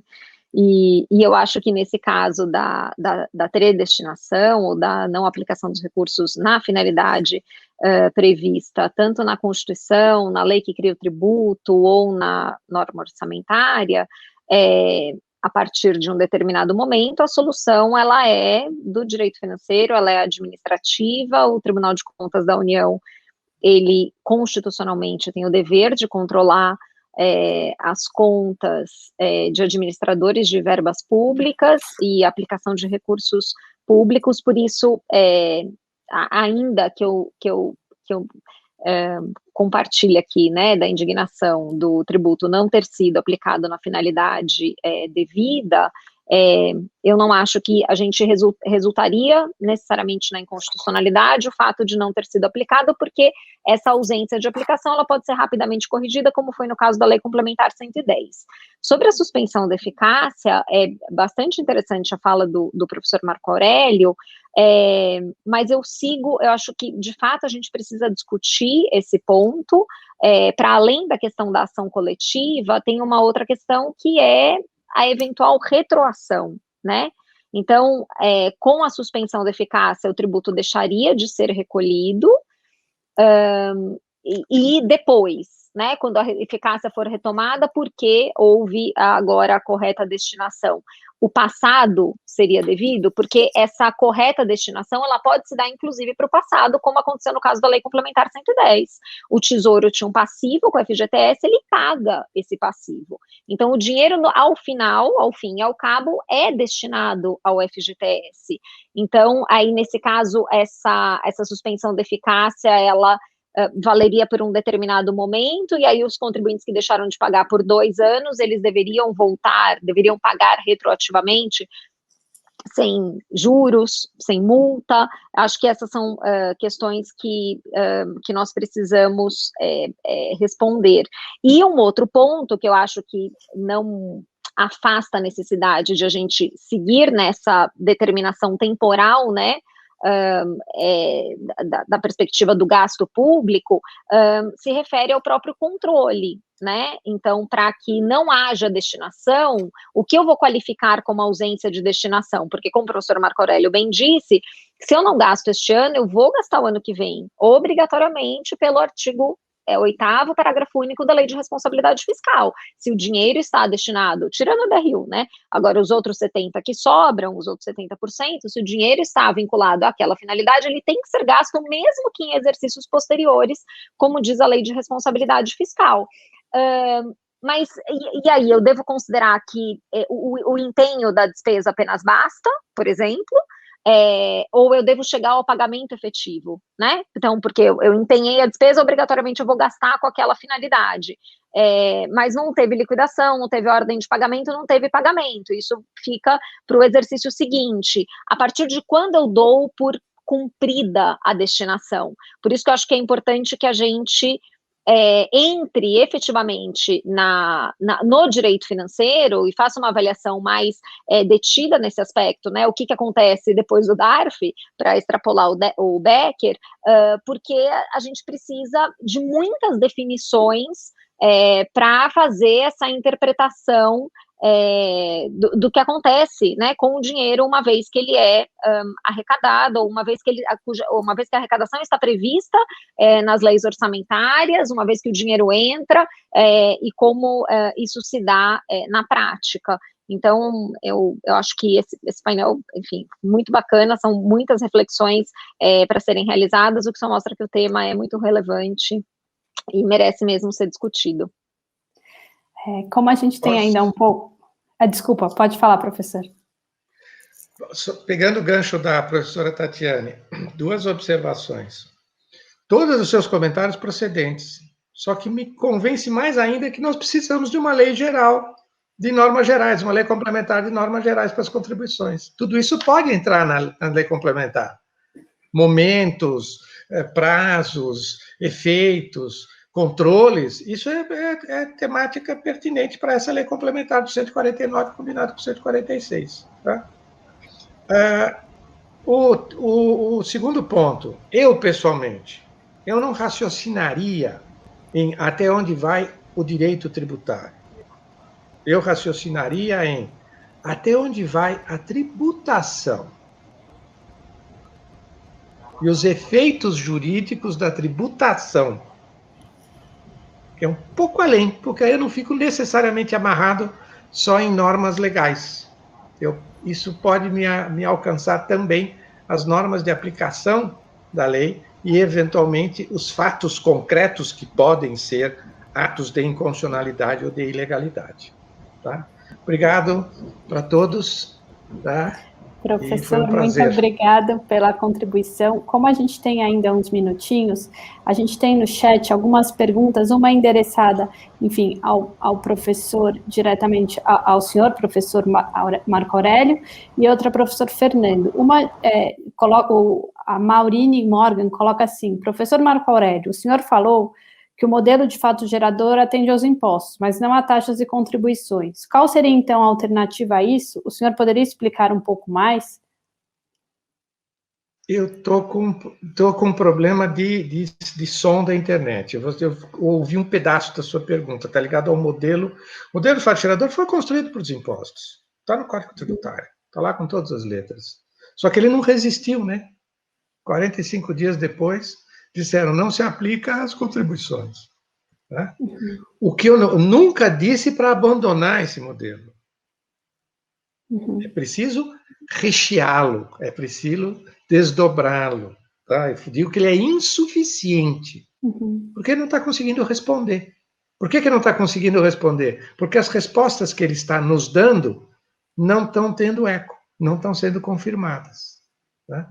Então, aí, não sei se eu te respondi a pergunta porque truncou aqui o áudio. Tá? Mas aproveitando que a gente tem esse tempinho, professor, por todos os professores, enfim, e colocando um pouco a fala de vocês, a questão da coerência que me chamou a atenção, a questão de a gente não poder exigir essa coerência no sistema que o professor Marco Aurélio colocou. E aí a fala do professor Hugo foi no sentido de que, mas e aí, a gente pode ter essa total, assim, a situação que a gente tem hoje, como a gente se explica para a questão das contribuições? E daí uma provocação que eu faço, e essas, enfim, incoerências com relação às decisões no Supremo, a gente consegue lidar com elas? E daí, só para ilustrar, por exemplo, na questão da aplicação do 149,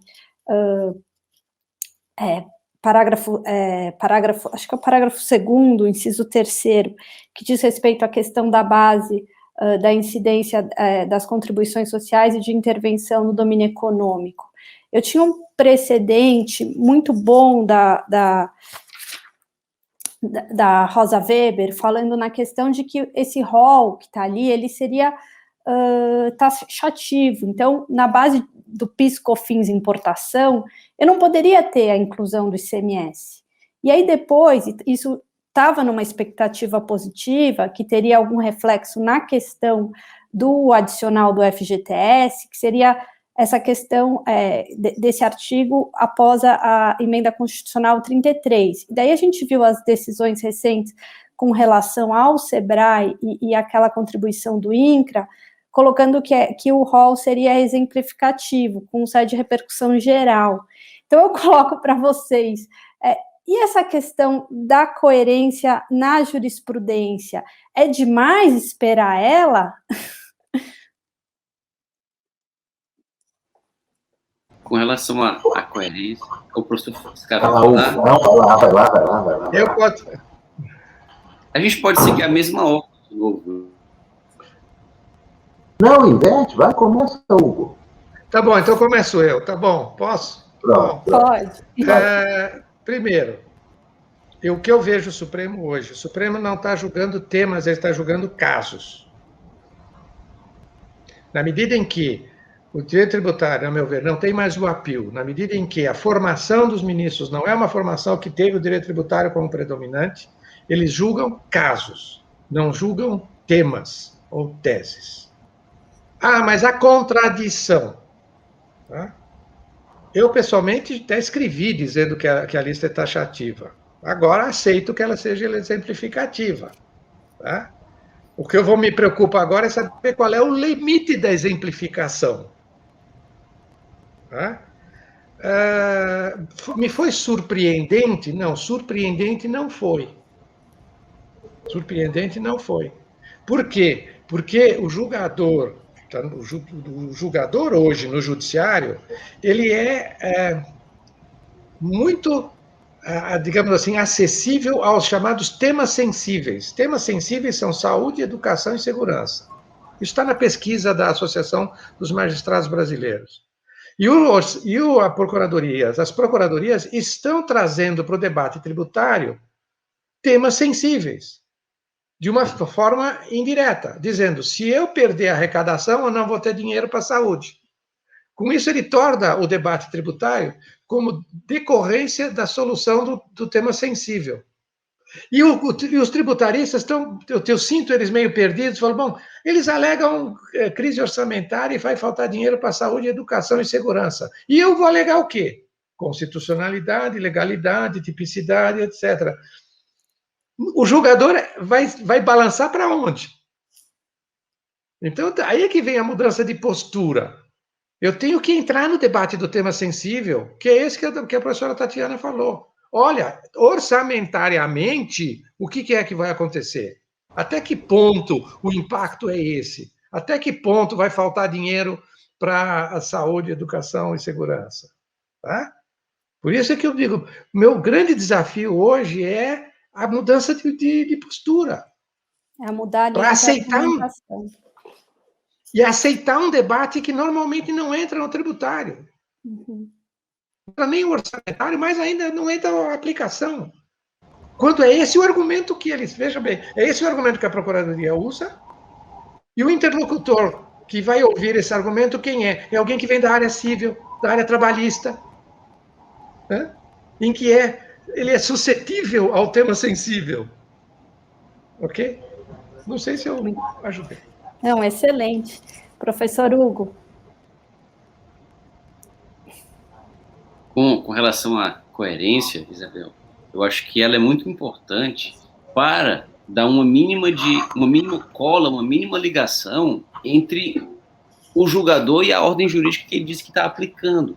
Aquele exemplo que eu citei do experimento de Ullmann, ele serve para ilustrar isso, porque quando os alunos colocaram que o chefe de polícia tinha que ser o candidato número 1, porque ele tinha experiência acadêmica era importante, mas depois, quando o candidato 1 passa a ser uma mulher, aí os alunos passam a dizer que é importante ter experiência nas ruas, porque experiência nas ruas é importante, O que o experimento mostra é que o que é escrito como fundamento era só um pretexto, que eles queriam escolher um homem. Então, quando o Supremo diz, por exemplo, que a inadimplência do consumidor final é irrelevante para efeito de tornar indevido o ICMS. O ICMS tem que ser pago. Decidiu agora no dia 14 de maio. Então, a empresa de telefonia não recebeu o valor da conta de telefone, mas ela tem que pagar o ICMS mesmo assim, porque uma coisa é a relação comercial entre ela e o comprador, outra coisa é a relação tributária dela com a fazenda. Tem que pagar o ICMS. Ótima tese, muito boa. Mas aí depois, quando essa empresa recebe o valor da conta de telefone e não paga o ICMS, declarado inclusive, se fala que ela está se apropriando de um imposto que foi pago pelo consumidor final. Então, o que a gente precisa é saber que pau que bate em Chico bate em Francisco, para que a gente possa dizer que o judiciário está aplicando o ordenamento jurídico e não o que vem na veneta do ministro. Eu acho que, não só porque está no 926 do CPC, o 926 exige expressamente que a jurisprudência seja estável, íntegra e coerente, mas não é só por isso. É para que a gente possa dizer que o Supremo está aplicando a lei, a Constituição, ainda que seja com o entendimento que ele quer dar. Pode dar o entendimento que quiser para a Constituição, mas ele não pode ser azul num dia e vermelho no outro, conforme seja só para atender o interesse da fazenda, conforme seja a finalidade numa hora importa, na outra hora não importa. Ela tem que ou importa ou não importa. Essa aqui é, a meu ver, a importância da coerência. Obrigada, professor. Professor Fernando? Rapidíssimas palavras. Tem que ser coerente, tem que ser consistente, eu não tenho a menor dúvida quanto a isso. Existe um aspecto, Isabel, que tem que ser observado. Muitas vezes,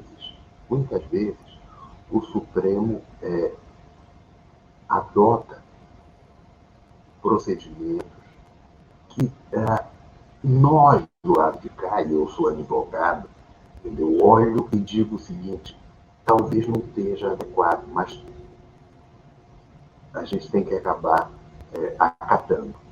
A crítica tem que ter, sempre. Mas vamos olhar algumas questões.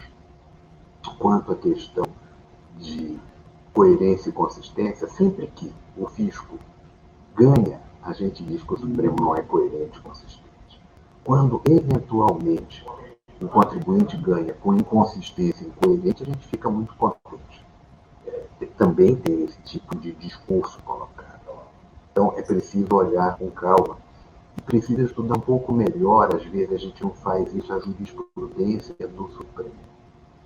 Porque algo que eu comentei num desses webinars dias atrás, eu comentei dizendo: isso não foi julgado pelo Supremo, isso foi um obter dictum. E, surpreendentemente, algumas pessoas não tinham se dado conta da distinção entre jurisprudência e obter dictum. Então, muitas vezes, e no caso concreto, alguém dizia que a ministra Ellen Grace, algum tempo atrás, havia dito isto, que está no acordo. Eu até fui olhar o acordo e disse: será que me escapou? Era um obter dictum. Se discutia se o tema era amarelo ou verde, e a ministra falou que verde eram as florestas. Pô, será que é isso? Ela estava julgando esse assunto? Não é bem assim, entendeu? Então tem que distinguir para poder ver onde é que está a consistência e a coerência da decisão não só do Supremo, como de todos os outros tribunais. Então, às vezes, a gente se perde nesse negócio para poder dar essa linha. Vou aproveitar só para comentar um pedacinho do Marco Aurélio que levantou uma bola que a gente tratou sobre a questão que é mais processualizada, de todo modo. Marco, só para botar na lupa de análise, porque você levantou muitos temas para análise, Tatiana e Hugo também. Acho que há uma divergência entre microlitigância e microjurídico, e macrolitigância e macrojurídico. Tem algumas coisas que, se forem fracionadas, acabam gerando problemas concorrenciais. Uma empresa ganha, outra não ganha. Isso dá um impacto concorrencial enorme. Só registrei para outra rodada de conversa. Não é para a nossa prosa agora. Ok? Isabel, não sei se eu respondi que tirava meu cargo. Não, todos foram super claros em suas respostas. Eu queria agradecer em nome do IBDT, enfim, tive o privilégio de presidir essa mesa com todos vocês. Agradeço imensamente os ensinamentos e espero encontrá-los em breve. Um grande abraço a todos. Obrigada, Tatiane. Obrigada, professor Marco, Hugo, professor Fernando. Nós que Muito agradecemos. Obrigado. Um abraço, obrigado. Obrigado. Bom ver Bom todos dia, vocês, obrigada. agradeço a oportunidade.